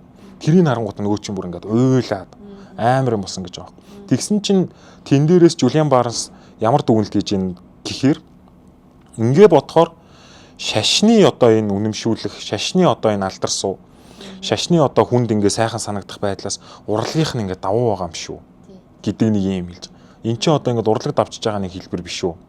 Энд гэхдээ зөвхөн тэр стендалчууд биш хүн болгонд ийм юм байгаа гэсэн нэг юм 3 цагтайгэр ингээ орхиж байгаа. Тэр мөр нь бас хүчтэй. Стендалийн синдром гэдэг нөгөө сонсож ирсэн ч гэсэн яг ч тэрийг өгч байгаагүй гэсэн чинь нөгөө тэр Хенрих Бэйлэ сүмд ороод одоо тэр манараа дагаа нөхөр чинь сүлд нэрээ уран зохиолын нэрээ нөгөө стендал болгосон одоо бидний нөгөө стендал одоо тийм яах маш өндөр түвшний гоо зүй мэдэрчтэл хүн байгаа юм шиг тэр гоё сүмийн гоо сайхан Итали гэдэг чинь ерөөсөл баг тэр чигээрэл одоо баг л хөдөлж хүнд байшин байдлаа гудамж талбай. Итали өөрөө зүгээр л баг урлагийн орн шүү дээ. Тэгээд тэнд очиод ерөөсөө урлагийн гоо сайхан ингээд бүр алмаар нь автаж. Тэгээ ингээд толгойн эргэж баг юм бие нь өвдөж те 30 туссан юм шиг болсон. Үүнээс үүдээд одоо маш гоо сайхан юмыг хараад цочирдож одоо хүний нөгөө юу яаж байгаа сэтгэл хөдлөл гарч байгаа юм тийм сэтгэл хөдлөл автаж байгааг одоо тэрнээс хойш Стендалын синдром гэж нэрлэх болсон юм байна. Тэгээ тэрийг бас бэлдсэн байгаа байхгүй. Тэгээд ингээд тий одоо шашинлаг урлагаас нөгөө шашны агуулгыг нь салгаж урлагийг одоо бид нэр таашаадаг юм аа тий итгэвч хүн бол магадгүй тэр гоё сүмийн зургийг хараад одоо тэр ийм тэнгэрлэг одоо тийм шашинлаг мэдрэмжээ илүү яах баха. Гэтэл бидний эстетикүүд хүмүүсүүд бол гоо зүг таашаадаг хүмүүсүүд бол тий тэндээс ямар ч шашинлаг агуулга хажууд нь бичсэн тайлбарыг харахгүй зөвхөн тэр гоо сайхан юм. Тэгээ амьдрал гэдэг бол бас яг юм агшин хорныг мэдэрч нөгөө яах гэдэг санааг бас энэтэй нэг холбосон байсан санагдаж байна. Дарсыг те сарнаа нэг л өдөр одоо варанда хатна дарс нэг өдөр ёроолтой хүрнэ те тийм учраас одоо амьдралыг хичнээн үгэл тосч байгаа ч гэсэн бид нар бол амьдралын юм юу гой сайхан амьдралын утга учиртаас гоо зүг тааших замаар те урлагийг бүтээж хүртэх замаар би бас цааш нь зүгээр өөрөө хүн бодлоо бид нар шашин гэхээр юм гэгэрсэн хүний үнэлгүй одоо өндөр дээд эрхэм бодит хүний хүнлэг юу гэдгийг тэрнтэй илүү холбогдож манай буддизм ялангуяа тийм дээ. Тэнгууд яг тэрнгээд бодсон чинь ийм балансын гаргалгаа ч гэсэн надад тэр санагдсан. Маш эрхэм дээд гоё хүний хамгийн сайхан юм шингээс урдлаг гэдэг бол яг тийм ямар ч шашингүй гэгэршгэл зүйл юм тий. Тэрийг магадгүй таашаах нь одоо илүү юу тий. Тэнгууд одоо тэр шашинд уралдаг гэхдээ зөвхөн гой сайхнараач биш.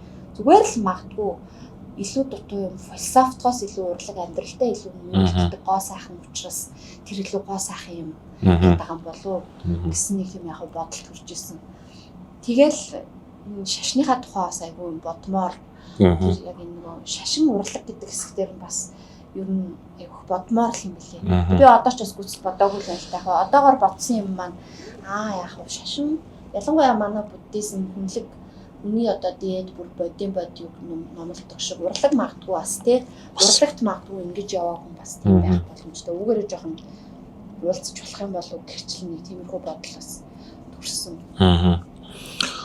Тийм. Тэгэнгүүт шашны энэ яг энэ сүмтэй ингээд холбогдоод ингээд янгуудаа мань нөхөр 2 удаагийн сүмийн тухай юм ингээд хэлж байгаа байхгүй.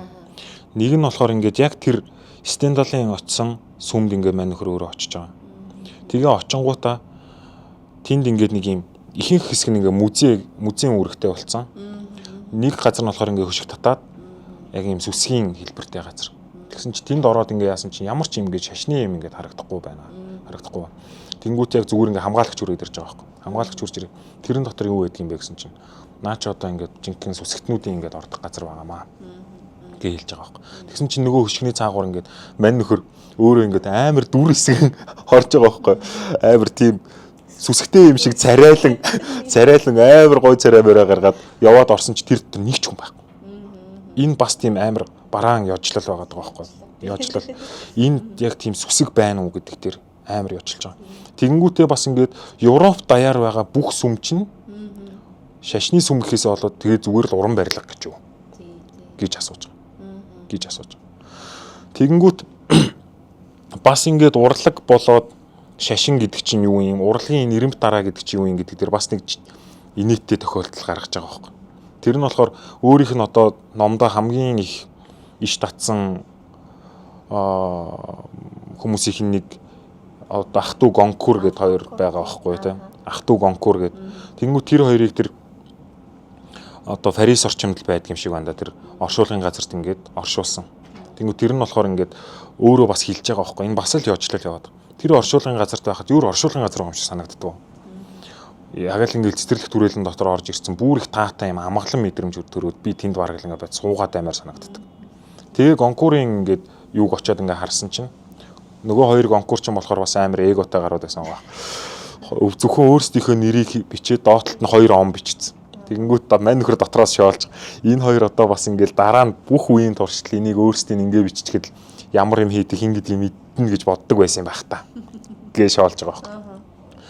Эмил Золиад нөгөө Эдмондын Гонкур нь тэгж хэлсэн гэж байгаа байхгүй. Золиад миний дараа нь ингээд ерөөсөө юу ч бичихгүй зүгээр л нэр он бичээрэй. Тэрийг мань нөхөр өөрөө уншдаг. Тэгээ очиж харсан чинь жинкнээсээ байж байдаг.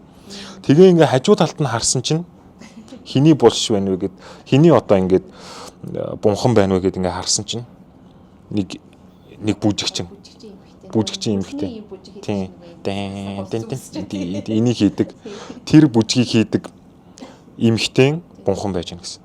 Тэгсэн чинь нөгөөтг нь тэрнийх нь оронд болохоор тэр чинь бүр төө хожууны хүн байгаа шүү дээ. Тэр хүн зүгээр мөнгөө төлөөд тэнд байсан өмнөх хүнийг нээш нь явуулаад өөрийгөө Эдмондын Гонкурын хажууд ингээд байршуулсан. Тэгэнгүүт эн чинь одоо нөгөө Эдмондын Гонкур нь болохоор энэ урлагийн одоо ингээд дээд тэнгэрлэг одоо тий урлаг зөвхөн цэвэр урлагийн тухай ингээд сургадаг хүн байсан чинь энэ одоо энэ ийм жоохон ийм интернэш одоо юу гэх юмтэй коммершил дуу ийм бүжиг хийдэг хүүхэн хажууд нь ингээ байж байгааг энэ өөрөө мэдж байгаа болоо гэх маягтай тийм юм хүм асуугаад эднэрээр бол ерөнхийдөө бас л ингээд бидний толгоор уу те шаш одоо ингээд яг ингээ чи сүсгтэй юу одоо сүсг гэдэг чинь хаана байгаа юм бэ урлагийн гоо сайхныг одоо яг юу гэж ойлгоод байгаа юм бэ чи тэдний чинь бидрээс ингээ ямагт асуугаад байгаа байхгүй те нэг юм зүгээр л юм үйл явдал явуулаад байгаа юм шиг мөртлөө.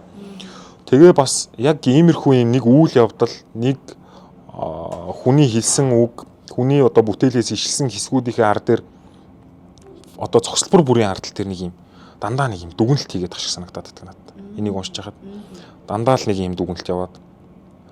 Ер нь тэр мөр нь бол бас бид нартэй л ингээ харилцан ярьж байгаа юм шиг тиймэрхүү арга хэлбэрийг өөрөө ерөнхийдөө нэлээд зорьсон бах. Тэгээ ер нь ингээд энэ зохиол бол нэг 3-ыгаа авцсан хэсгээс эхлээд бол ер нь дандаа баг шууд ингээд уншигчтай ярилцж байгаа юм шиг. Аашлах тусмаа юм. Тийм. Тэгээ нөгөө үхлийг эргцүүлж байгаа учраас мэдээж маш олон үхэл гарна. Аа. Тийм ээ. Ялангуяа аав ээж хоёрынхоо үхлийг бас нэлийн наривчилж бичсэн байдаг. Ээж нь болохоор өөрийнх нь ээж шиг бас нөгөө Альцгеймер тусч те одоо өнгөрсөн юугаа утгаж өөр одоо айл эрт өнгөрсөн садан маднаа дээр нэрж юм гэж одоо димэрдэг болсон гэл те. Аав нь болохоор ер нь баг ингээд хөдөлгөөний чадвар, ярианы чадвар айгүй олон маалтаад ингээд юу яасан гэж хөдлүүд харна. Тэнгуут ер нь айгүй олон үхэл харна те. Одоо Жюль Ренарт тохиолдсон амьдралын амар шиг үхэл. Тэгэд ингээд үхлийн тухай ангууд надад бас амар сэтгэл хөдлөсөн хэсэг байсан. Орчин үеийн үхэл гэдэг зүйл. Орчин үеийн үхэл гэж нэрийг бодоцсон орчин үеийн үхэл байгаа байхгүй. Энэ ангаах ухаан, имлэг, түргэн тусламж, сэхээ амьдруулах гэдэг энэ орчин үеийн үхэл одоо ямар болгосон бэ гэсэн чинь үхлийг айгүй харуулсалгүй болгоцсон. Тийм. Эсрэгээр би болохоор наадаж эсрэгээр нь ойлгоцсон байхгүй. Болж байгаа хүнд айгүй хаалттай. Би бол тийм.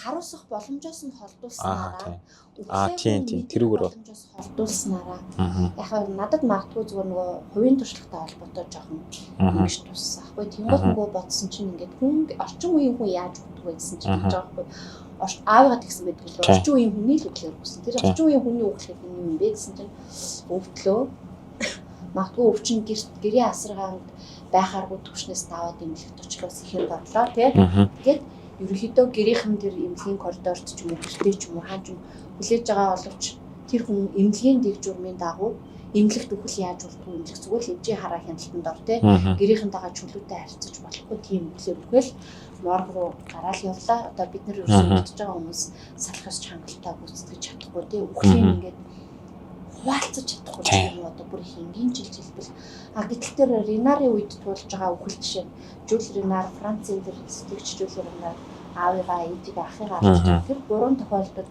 ч одоо 1800 он болж байгаа шүү дээ тийм чинь тэнгууд одоо ингээд аав нь шууд дээшээ оронгуудаа шүүний бугаарчлаа ингээд өөрийгөө бодцсон тийм ах нь болохоор ажлынхаа өрөөнд байдаг болохоор очдөг ээж нь болохоор будгийн асар дээр суудаг амиа орлсон хүнсэн мэддэхгүй болчихдог тийм энэ тохиолдолд одоо аав нь гэртээ үүд боллоо тий ээж нь тусандаа үүд боллоо ах нь ажлын байрлал бүх хэмээг Жюль Ренар гардаад тий ингээд морин тэрэгтэй ингээд авсарцсан юм ингээд явж байгаа. Араас нь явган гэлтрээл одоо ингээд бүх үхлийн процесс ингээд биеэрээ оролцоол тий. Тэнгууд ингээд яваал очивол буршны нүх ингээд уцсан чинь буршны ирэмд дээр нэг юм харган өвт хөмлөхөөдөлтэй тэрийг ингээд ажиглал тэр үхлийг амар ингээд туулаад тэр одоо үүгээрээ юу хийсэн гэхээр одоо нөгөө Эрдэнэгаан нөгөө өвгөн шоу бодож исэн. Тэрэн дээр яг одоо Монгол хүмүүсийн одоо өөд болохтой яаж бэлддэг тэр нэг бор гэртээ байж байгаа л эд хэрэг өнгөө тараагаал хуваагаал тий хүмүүс хэлэхгүйгүй авал хэлээ цайлгах одоо гомдол үл ойлголцолоос юм бол цайлгаал тий өвлүүлээд ийм байдаг тийм одоо ийм үхэл алгуур илүү жам ёсоор ч юм уу тий илүү баг ийм хүний амьдралынхаа тэр юм зогцсон жам ёсоор гэтэл орчин үеийн үхэл зүгээр л юм хурдтай өвлөө эмнэлэгт очлоо нэг хаалганы цаана байж байгаа л биеийн байдлыг бид нар асуун тий юм чинь яаж ийм найдвар байна уу за ийм байт юм байна гэж байгаа л үд болдог. Бид нар тэгэл бүтээгээд нүрийн бүтээсэн юм ийшээ ороод бид нар тэгэл моргт хонуулж байгаа л орших өдрөө авч явал тэгэл машинаараа авч тавьвал хараад машинаараа авчиж явал баяртай. Тэгэл бид нар машинтаа суугаал ингээд ирээл амьдрал руу ордог гэдэг амар бичсэн. Тэр бүр надад ингээд нэрээ тийм байна. Нэрээ яг тийм байна гэж ингээд бодчихсон. Тэгээд хөл гэдэг бол айгүй юм. Энийг айгүй бодож явах хэрэгтэй тий. Тулгараад ирэхэд тэрнийг ч гэсэн бид нэр өнгөрч одох судаа ч гэсэн аюул шудраг босч байгаа. Зүгээр л бушуухан явуулахыг бодоод ингээд юу яа. Тэр нэр бүр амар битсэн мэт юм ээжийнхаа өхөл дээр ээж нь нөгөө ахынх нь охинд машинаа өвлүүлсэн байсан чинь тэр ээжийнх нь машинаар найз залгахаа машинаар хүрээд ирэхэд л баараас эмзэгч байдаг тий. Тэг ингээд ээж лав энэ ачигаа өөрийнх нь машинаар ирээсэ гэж хүсэх байсан да гэсэн чинь ах нь яцаад шүү. Өнгөрсөн хүний тэтгэх байсан да гэдэг хүсэл чинь ингээд ямар ч утгагүй зүйлээ гэдэг амар хэцээтэй. Тэнгууд баараас илүү эмзэглэж байгаа юм. Яагаад одоо хүслийнхаа хүсэхгүйсэн зүйлийг ч гэсэн үндэтгэж болдгоо юм дээ гэж бодож байгаа. Ах нь болохоор яг юу хүсэхгүйсэн юм мэдэхгүй ш. Тийм амар практик. Энийг ингээд шүүмжлээд илүү одоо бид нар хүн юм чи хүнлэг байх ёстой л гэж бас таарах хэлж байна. Хөлтэй хүртэл ингээд жамсаар мүзээ туулаад ээж аав эцэг эхийнхээ өглөөдөө сонсоод тэрэнд харуулсаад байгаа одоо бас яаж мэг ойролт туссан л та. Зүгээр л ингээд бодоод харъя гэлтийг санаа. Тийм тэгээд тэрэн дээр бас нөгөө бадрангуй үхэл байхгүй болсон гэдэг. Тийм. Бадрангуй үхэл байхгүй болсон. Хүмүүс ингээд сүүлчийнхээ үгийг ингээд Эмили Диккенсон жишээлбэл ингээд гарангуудаа манантай байна. Орой гэртээ орё гэж хэлээл ингээд хүсэн гээл. Тэнгүү тэрний өмнө одоо тэр тэгж зоолиа тэгж хэлжээ. Гэл том хүмүүс ингээд нас барахтаа заавал ингээд хаад маад ч гэдэг юм ийм хүмүүс ямар нэгэн байдлаар ингээд сүүлчийн үг гэж юм үлддэг. Одоо хүнд бол тийм байхгүй. Тийм байхгүй болсон. Тэрийг одоо сонсох хүн сэхэрч амжихгүй. Тэнгүүт энэ дээр бас ингээд зарим талаараа аав нь бол бараг 20 жил ингээд нэг юм саачлтын байдалтай ингээд маш хэцүү байсан байгаа байхгүй. Тэнгүүт орчин үед ингээд шинжлэх ухаан, анагаах ухаанаар ингээд хүний үхлийг ингээд уртсгаад байгаа нь бас тэр нэг тийм хүний яг жам ёс гэдгийг ингээд зөрчөөд байна гэсэн санааг ингээд баараас бас хилээд ах шиг. Тэгэхээр одоо бол ингээд бадрангуй үхэл гэж байхгүй. Тэгээ би одоо өөр дээр ингээд бодоод үзье гэж байгаа. Тэнгүүт англиэр ингээд нас орчээ. Өөр хинч гимцсэнгүү гэж. Тэр бол ингээд тэгдэг. Тэр сургууль багшилдаг байсан ийм зохиолууд ингээд бичсэн. Тэр тэгээд тэг үхчээ. Тэр их нэртэй хайртай байсан. Ингээл болоо. Би яг л өмнөх хүмүүстэй аав ээжтэйг адилхан ингээл алга бол. Надад бол ямар ч бадрангуй юм байхгүй. Тэгээ орчин үеийн хүнд тэгэхээр би таны дөрөвний нэг ярьдаг дээр чинь таслаад орж ирэх гээдсэн. Хүний хувьд маш харуулсалтай, мэгнэлтэй юм болж байхад тэрийг энэ нийгмийн орчин гэх юм уу? Маш харамсалгүйгээр ингээд механик үйлдэл болгож ингээд зохицуулдаг болсон. Тэр нь бол хүний одоо ингээд хүн ингээд амьдрал үхэл гэдээ бид хоёр яриад байгаа шүү дээ. Амьдрал нөгөө тийшээ харчиж байгаа нэг ийм юм дээр нь тэрийг бол яг л тэгж хэлээд ямар ч одоо онцгой сонин зүйл биш болгоцсон.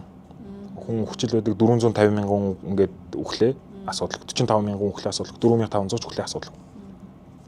Тэгэхээр энэ нь бол одоо манай юунд байж байгаа энэ нэг нөгөө л нэг уран зохиол гэдгийн нэг юм хүний сэтгэлийн талын сайн сайхан тэрнээс ирэх тийм тэр одоо юм инэрл нинж хүнлэг хүлцэнгүй тэдэр нь байхгүй ингээд үхэлд хүртэл ингээд одоо нэг Сталины үг шиг статистик болсон юм шиг хүн төрлөختөө ингэж ханддаг болсон байна. Тэгээд энийгээ болохоор аав ээж хоёрынхаа үхэл дээр бас их нарийн яриад байгаа юм л да. Тэр хоёрын үхэл дээр уг нь ингэж бодсон гэж байгаа байхгүй юу? Аавыгаа нас ороход бааранс илүү их ингэж эмгэнэ гэж боддог байсан.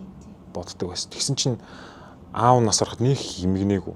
Тэгсэн ээжийг бол би гайгүй гэж боддог гэсэн чинь ээжийг нас орсны дараа би ингэж амар эмгэнсэн ерөөсөө төсөөллийн аргагүй ингэж зовж чаналсан.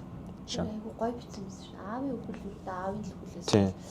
Ээжийн үхэл бол хоёулаа игнэт үгүй болсныг илэрхийлэл байлаа. Эцгийг хамаг өөрийн ороод авчихсан хоёр хүүхэд байх. Тийм. Тайлбарлахад хэцүү ч гэсэн ойлгохдод байсан тийм сонир бүрээс. Тэр бол энэ мэндээсээ ингээд хараад тэнгуут аавыгаа тэгж зовж зүдрээд ээж нь ч гэсэн хоёулаа ингээд амар зовж зүдэрсэн байгаа байхгүй.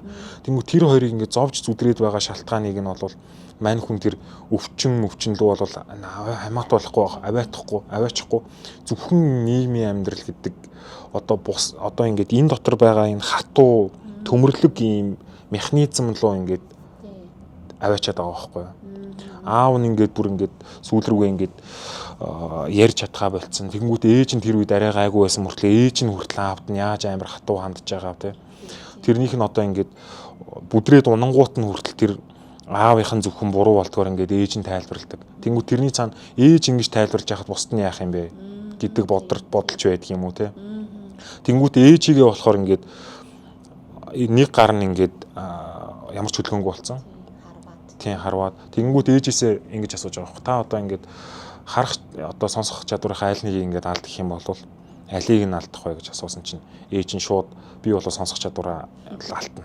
Яагаад гэсэн чинь би хумсаад янзлж чадхаа байчих штэ гэж хэлж байгаа байхгүй. Тэнгүүт энэний амар нарийн юм нь энд маш жижигхэн юм лээ. Ээжигээ зүгээр чамин хүн л гэж хэлж байгаа юм бах та гэсэн чинь хойно аваачингуудаа ээж нь ингээд Альцгеймер нь бүр ингээд нилээд их хүндэрсэн ингээд эмнэлэгт байж хата хумс нь ингээд хагас сантиметр орчим ингээд хойноосоо будаггүй ингээд яатсан байна.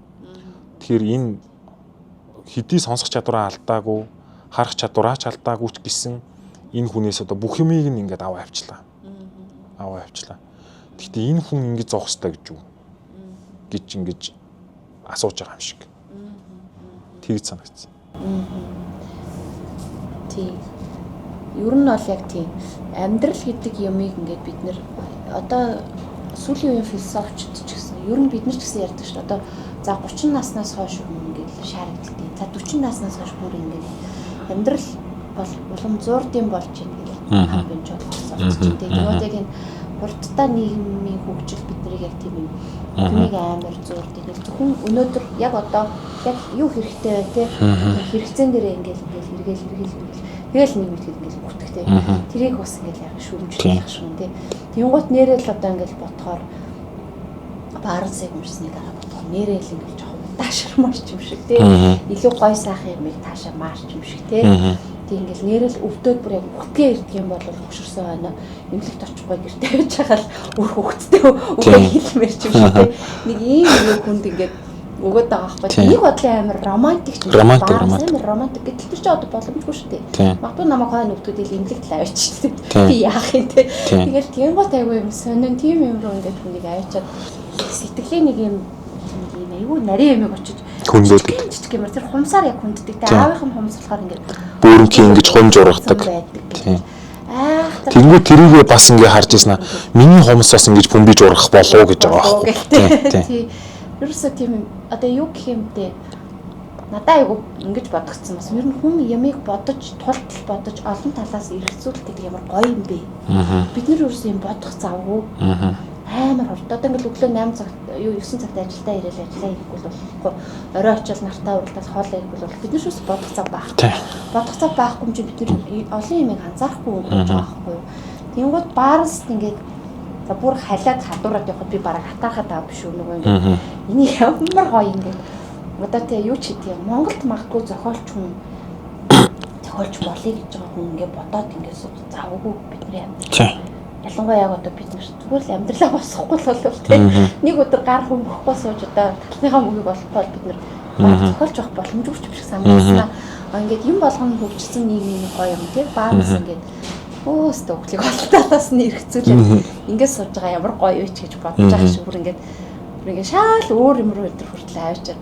Яг энэ номны одоо ингээд тэр хувь уншигч хараад тулахад гоё санагдаж байгаа юм байна л да. Бүхлийн тухай уншаад байгаа мөртлөө яг амьдралыг илүү хайрлаад амьдралыг илүү хэмсэн. Энийг уншиж байхад ер нь яг өөрсдийгөө заавал хэрэгцүүлдэг те.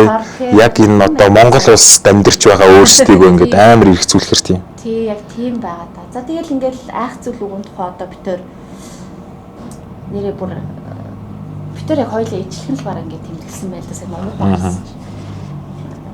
Параграф болгоно баг юм тий. Байхгүй. Одоо яаж юм яг зэтгэж чаддсан бол гэж бас би хоёрт гайхсан. Тэгтээ ингээд ийм амар ягтыг санаагаа яаж ингэж зангиддаг. Нэг өчүүхэн хумсны сэдвэр тэр нэг хумс тойрсон сэдвэр гэхэд те. Ээж нь бол одоо ингээд баарансын харахад аав нь илүү зөөлхөн либерал үзэлтэй тэгэнгүүт ээж нь болохоор амар ингээд хумсаа гооддаг. Амар хатуу өөрийнхөө үзэл бодлоос бусдыг зөвшөөрдөг. Хумс нь хуурайдах чимээ сонсогддог тухай бодцээж. Тэнгуут эцээс нэрээ бүр үхэл ирэхэд хүртэл яах вэ гэсэн чинь би хумсаар л хуурайдах юм чинь дүлэрсэн хамаагүй дээр гэжсэн. Яг үндэ өмнө гүцэхтэй л тийм хумс нь ингэж ургаал. Ээж нь тэгээд нэг сүлийн хариуг бааранс сонсчоод очиж явсан чинь тэр нэг амар хэсэг гэдэг чинь ээж нь өөдөн түлээжсэн аа. Ирүүл гарынхаа эрхийн ураг доош нь ингэдэг гэдэг. Ээж нь өөрийгөө ингэ мэдчихийдэг тийм. Ер нь төдгүүнэ гэдгийг мэдчихийдэг гэх мэт.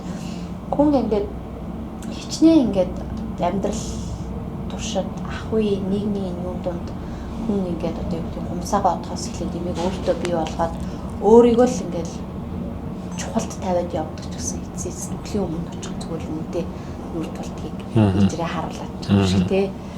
Тэгээд тэр ээжигээ сүлд нь илүү нандинаад ямар сайндаа дийдэж нөгөө зөнөөд одоо Альцгеймер тусдаг юм аа гэхэд ээжигээ болдго юм аа гэхэд ээж дээр нөгөө оюун санаанд нь бол баахан л хуучны өгч үргэлжсэн хамаатан савд үг ирээд идэг. Над дээр ч тийм хүмүүс ирдэг юм аа гэхэд ээжиг л биш шүү. Тийм. Амар муухай хашин дээр. Тэгжээсаа сүултээ ээжийнхэн тэр байдал баараас болохоор бараг илүү сонирхолтой санагдаж эхэлж байгаа шиг тийм. Тэгээ тэр бол бас цэвэр зохиолч хүний сониучрах юм л та. Тэг ингээд илүү сониучтэй ээжийнхээ тэр байдлыг харахыг сонирм. Тэгээд бас нэг сонирн бодол төрчихсөн зохиолч хүн, уран бүтээлч хүн юм амьдралын бүх үзэгдлийг ингээд бас цэвэр тэр бүтээгч хүнийхээ юунаас үргэлж харж ирэх зүйл бараг юм материал альва үйл явдлыг гүйцээх ёсгүй юм шиг. Тийм харж идэг юм шиг аюу сонир сэтгэл бас төрүүлсэн. Тийм. Тэрэн дээр цаа 2 3 юм ярих болчих. За. Тэр нөгөө нэг хамбиончол гэснээс энэ дээр яг нөгөө хамбиончолын ашигладаг үг байж байгаа байхгүй тий homo ludens гэдэг.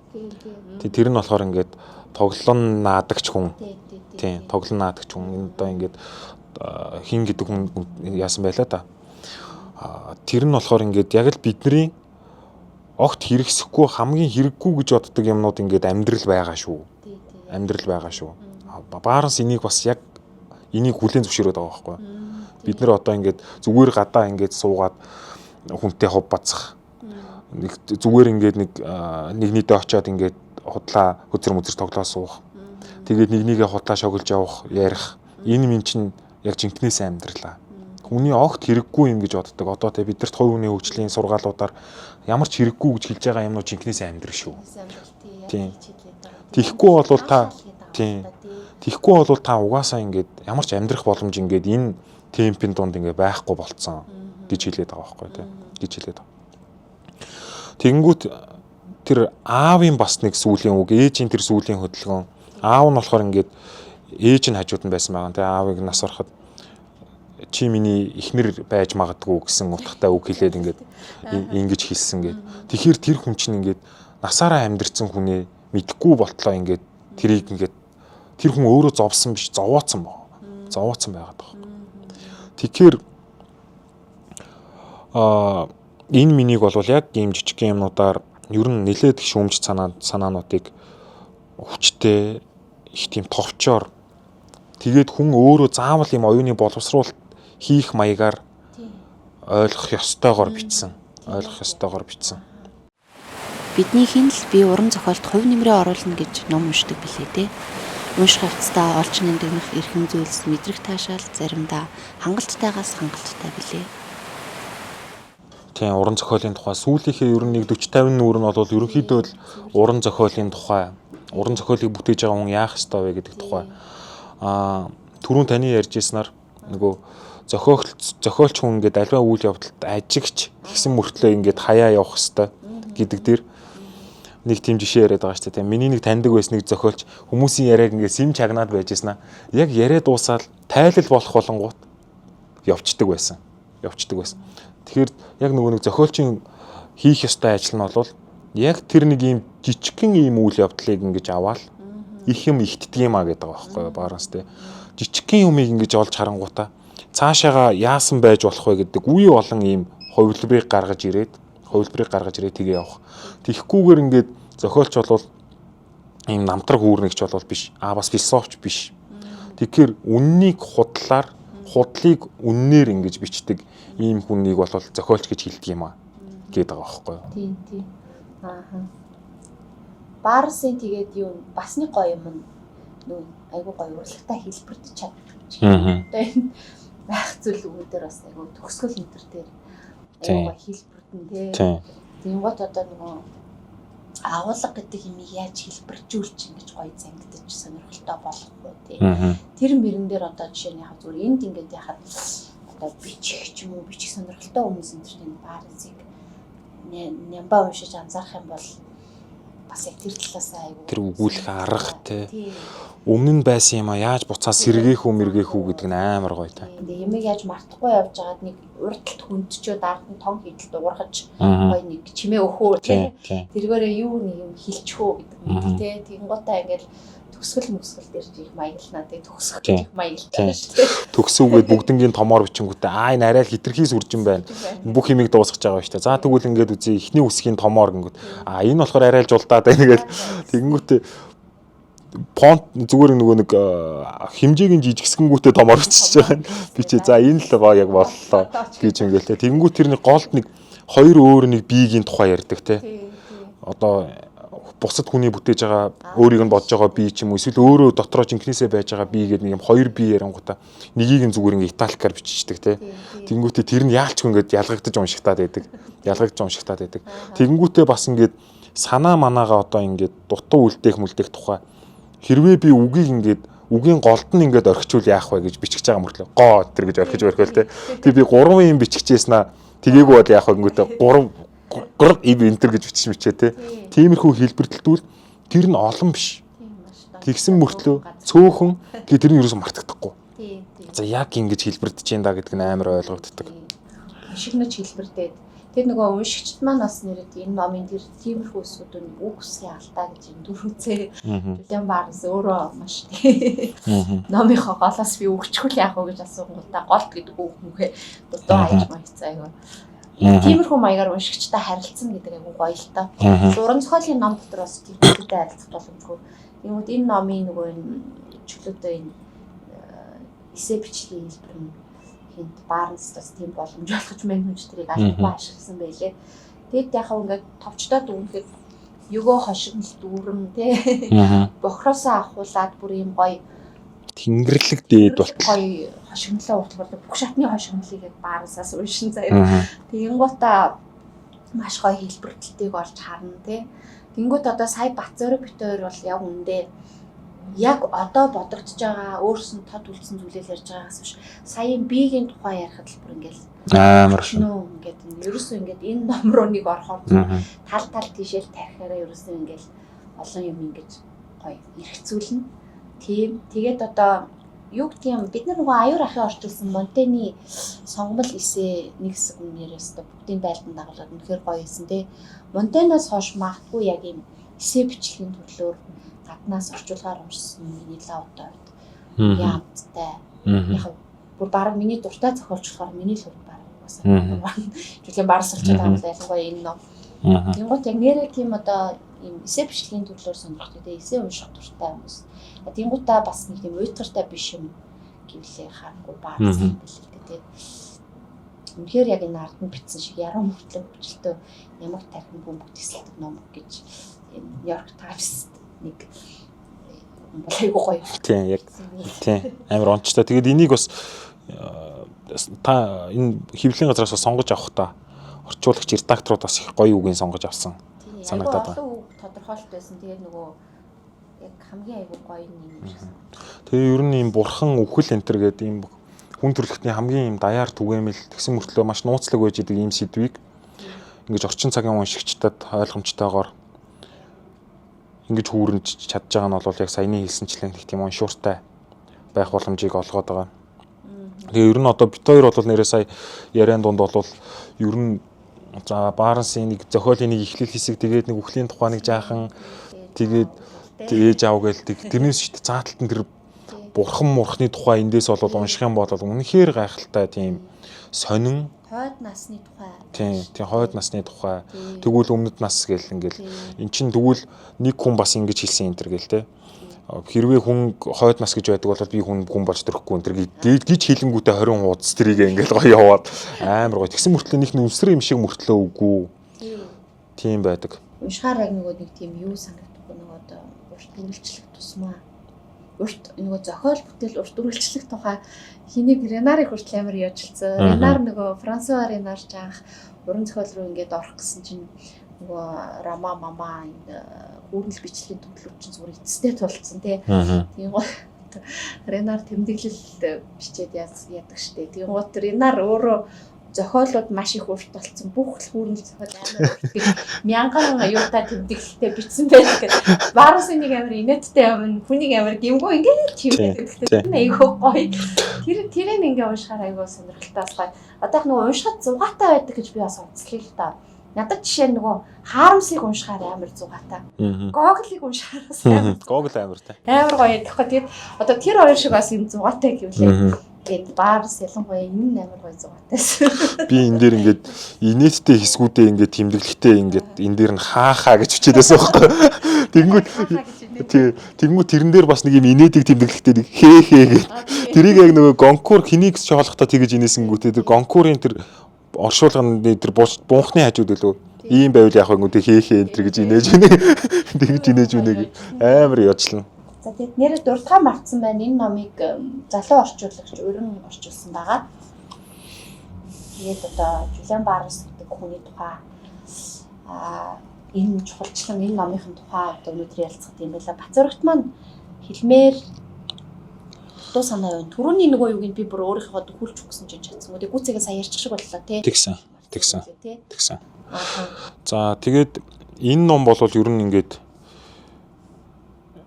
ойрын одоо үед уншсан номнуудаас ингээ хамгийн гоё нь байлаа. Тэгээд ер нь их тэгээд яг ингээд нэг оюутан байхдаа уншдаг байсан шигээс үртэй ингээл их ажиллаж уншсан болохоор ч гэсэн юм уу.